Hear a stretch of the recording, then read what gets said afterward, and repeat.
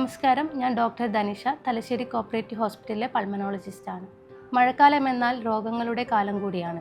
ഈ മഴക്കാലത്ത് മനുഷ്യരിൽ കാണപ്പെടുന്ന പകർച്ചവ്യാധികളെ നമുക്ക് മൂന്നായി തിരിക്കാം. ഒന്നാമത് ജലജന്യ രോഗങ്ങൾ, അതായത് cholera, typhoid, hepatitis A, E തുടങ്ങിയ രോഗങ്ങൾ. രണ്ടാമതായി വായുജന്യ രോഗങ്ങൾ, ഇൻഫ്ലുവൻസ, കോവിഡ്, ജലദോഷപ്പനി തുടങ്ങിയ രോഗങ്ങളാണ് വായുജന്യ രോഗങ്ങൾ.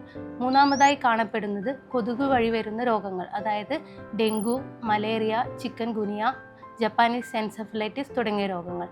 പിന്നെ എലിമൂത്രം വഴി പകരുന്ന എലിപ്പനി. ഈ മഴക്കാല രോഗങ്ങളെ നമുക്ക് എങ്ങനെ തടയാം? ഒന്നാമതായി വെള്ളം നല്ലോണം തിളപ്പിച്ചാറ്റിയതിനു ശേഷം മാത്രം കുടിക്കുക. ഭക്ഷണത്തിന് മുന്നേ കൈ സോപ്പിട്ട് കഴുകുക. കഴിവതും പുറത്തു നിന്നുള്ള ഭക്ഷണം ഒഴിവാക്കുക.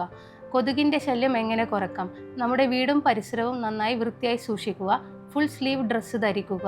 Mosquito repellent cream, mosquito net, mosquito bat തുടങ്ങിയവയുടെ ഉപയോഗം കൂട്ടുക. വായുജന്യ രോഗങ്ങളെ നമുക്ക് എങ്ങനെ തടയാം?